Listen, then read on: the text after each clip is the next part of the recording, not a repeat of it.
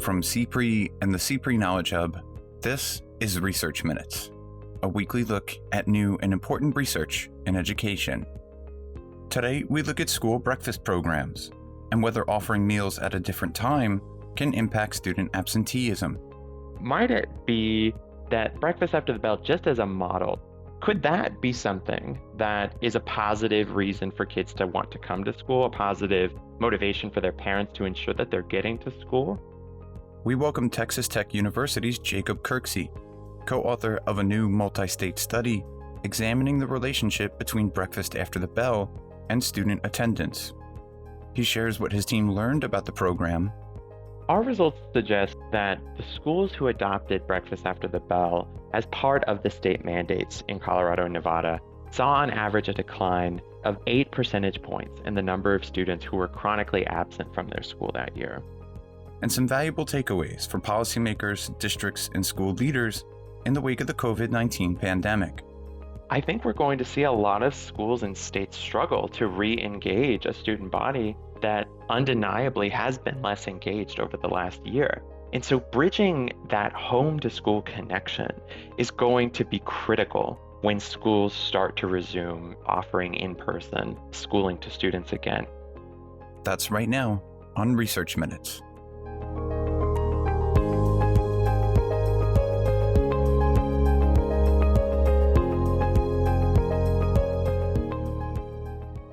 Hello and welcome to Research Minutes. I'm Keith Heumiller, Managing Editor of the CPRE Knowledge Hub. Today, we're happy to be speaking with Jacob Kirksey, Assistant Professor of Educational Leadership Policy in the College of Education at Texas Tech University. Thanks so much for joining us, Jacob. Thanks for having me. So today we're discussing your new study, which was co-authored by the University of Pennsylvania's Michael Gottfried, titled The Effect of Serving Breakfast After the Bell Meals on School Absenteeism, Comparing Results from Regression Discontinuity Designs. It was just published in Educational Evaluation and Policy Analysis, and it takes a unique look at the relationship between school breakfast programs and student attendance. To start, for those who may not be aware, could you explain what breakfast after the bell is as it relates to the study? Breakfast after the bell is a relatively new approach to how schools are serving breakfast to their students. The role that schools play in providing food to kids via subsidies provided by the U.S. Department of Agriculture has been an established part of schooling since the 40s, since the National School Lunch Program was started. But breakfast after the bell takes a relatively new approach to how the meals are actually being served to kids. So traditionally, when you think of school breakfast, you think of kids gathering in a larger cafeteria setting. This is certainly how we think about school lunch. But breakfast after the bell has a different approach. And its signature approach is that breakfast is not served before school, but it's actually incorporated into part of the regular school day for kids. And there's a couple of different ways that this can happen. Breakfast after the bell can offer breakfast in the classroom, which is where meals are actually transported to a student's classroom, and the student receives breakfast then as part of their first period. There's also a grab and go model where students can collect prepackaged food from a common area in the school on their way to first or second period. And there's also second chance breakfast, which allows students who may arrive slightly late to school to still have an opportunity to have breakfast, usually in between their first and second period. They can go and grab that prepackaged meal. And so breakfast after the bell has really revolutionized how schools are serving breakfast by really taking it out of that traditional cafeteria setting and focusing on incorporating breakfast as a routine mechanism as part of the regular school day for students. And is there any aspect of breakfast after the bell that led you to think that maybe this might impact student absenteeism? Yes, the thing with breakfast after the bell that's so interesting is that researchers have been really interested in the effect of school breakfast programs for decades. Most of this concern is around issues related to nutrition or food security for students, and the research to date shows relatively positive effects in these domains. And then researchers have also been interested in looking at, does a particular school breakfast program, not just breakfast after the bell, but perhaps universally free meals or offering breakfast in the classroom, more specific models, how do these relate to achievement of students? What I think is interesting about breakfast after the bell is its signature effect, so to speak, as a model, is that breakfast is not something that students have to arrive super early to get, or parents have to make extra accommodations for the students to get their breakfast, right? And some of these students may be paying for their breakfast, but many students are not. And this is their chance to receive a free meal. This is a chance for their family to have a free meal provided to their child. And so those additional accommodations can make it a bit challenging for students to get to school and add some of these stressors that research community has long known can contribute to absenteeism of students. They sort of internalize these stressors, waiting in long lines to receive their food, if they are actually eligible for a free meal, being worried about some of the stigma, particularly in the later grades in high school, that might be associated with receiving that free meal from the peer who's standing right behind you or your friends who just know that that's your situation. And so what is interesting is that routine part. And so that's what got us thinking, might it be that breakfast after the bell just as a model, so as a school committing to incorporate breakfast for those who want it or need it as part of their regular school day to reduce those accommodations that have to be made either via the student or their parent. Could that be something that is a positive reason for kids to want to come to school, a positive motivation for their parents to ensure that they're getting to school? And that's naturally led us to think, might this be reducing students' absenteeism? And that's where we started our focus in looking at some of the policy changes that had occurred in a couple of states in the US.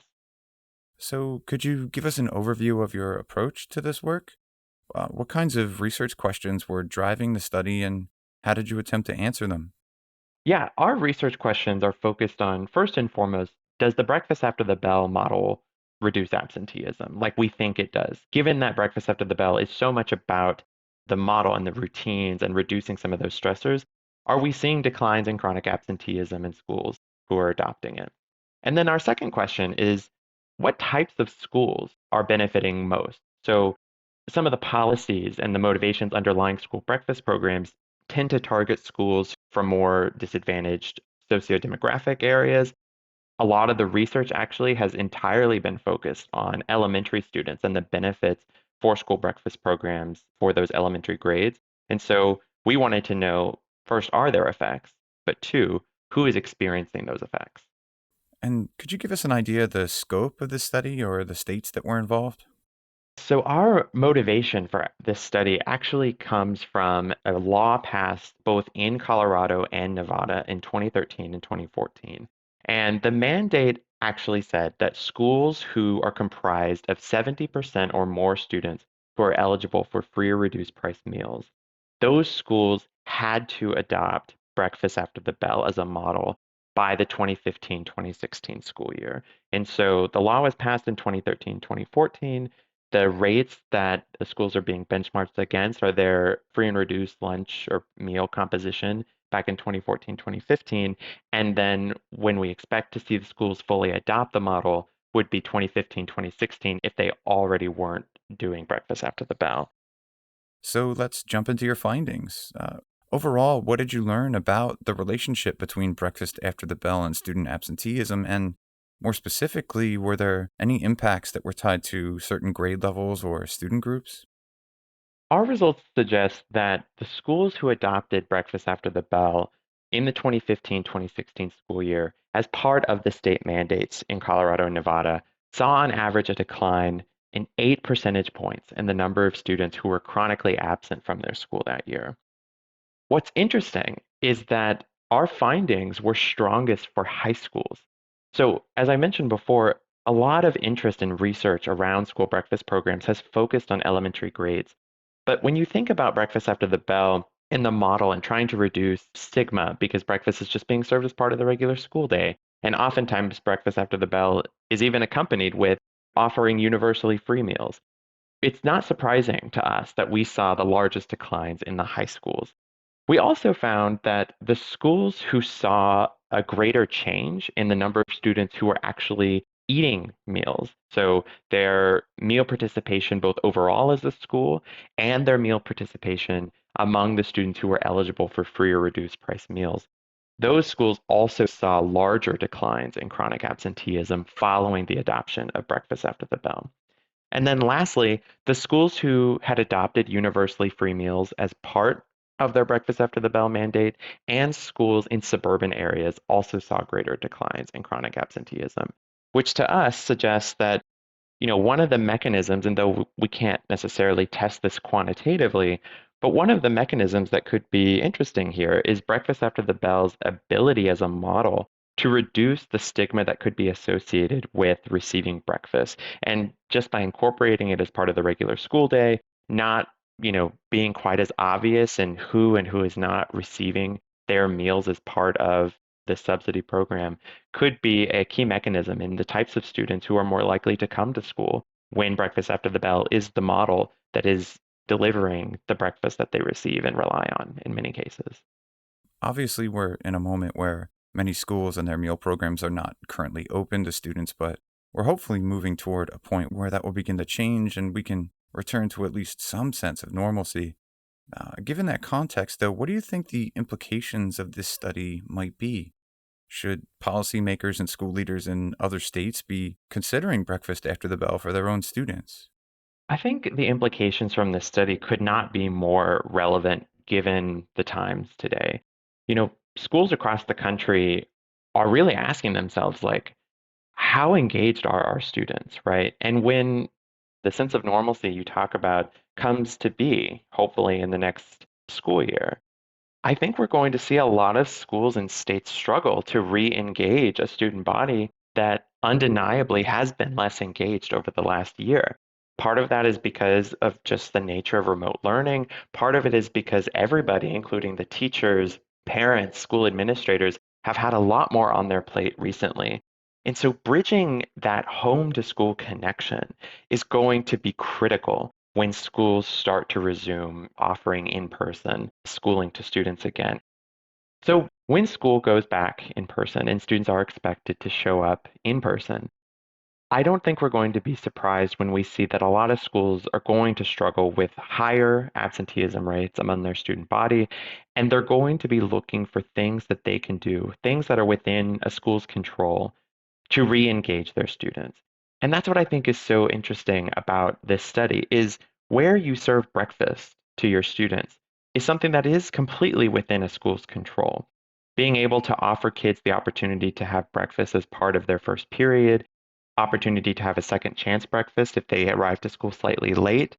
These are all ways that we can be thinking about engaging students, giving them a reason to show up, giving their parents a reason to ensure their kids have that necessary motivation or ensure that they are making the accommodations necessary to ensure that their students are showing up to school and on time whenever possible.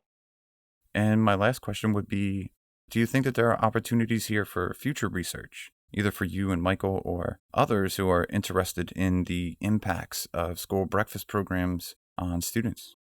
Absolutely. And while there's been a lot of research done in the school breakfast program space and the effects that these breakfast programs can have for students, one of the things that I think is largely missing is the why. And I know that's something that quantitative researchers like myself ask all the time. Why are we seeing such sharp declines relatively compared to prior research in chronic absenteeism because of breakfast after the bell?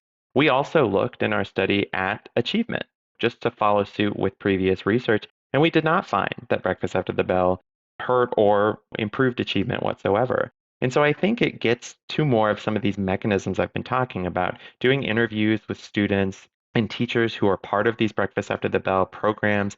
Do they like it? Do they sort of mention directly? Is it a reason or a motivator for them to come to school? For the teachers in particular, understanding, what accommodations are actually happening. Because, I think it's important. Not everything holds constant when you change breakfast locations, even though it sounds simple and something that's completely in the control of school. We're also asking many times teachers to make extra accommodations for students to eat during first period. I've heard many anecdotes of teachers actually helping out with breakfast, and so that's part of their new responsibilities in that case.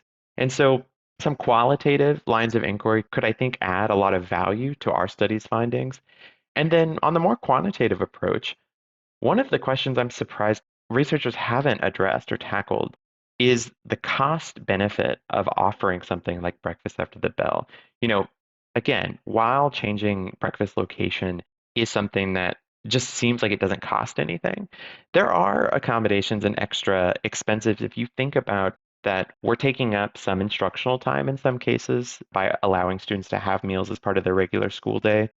But also, there's other benefits too beyond just looking at a school's chronic absenteeism rate. One easy example is that schools receive state funding most of the time based on their attendance rates for their students. And so thinking about, okay, so we may be losing some instructional time and our teachers may have some additional responsibilities. But given what we're seeing with declines in chronic absenteeism rate, which is what we would expect other states, if they were interested in breakfast after the bell, to similarly experience, do these declines outweigh the additional cost or the change? Is it worth it? Well, this is great work, Jacob, and we encourage our listeners to go and read the full article. Again, it's titled The Effect of Serving Breakfast After the Bell Meals on School Absenteeism, Comparing Results from Regression Discontinuity Designs, and it was just published in Educational Evaluation and Policy Analysis. Jacob Kirksey, thanks so much for joining us today. Thank you for having me.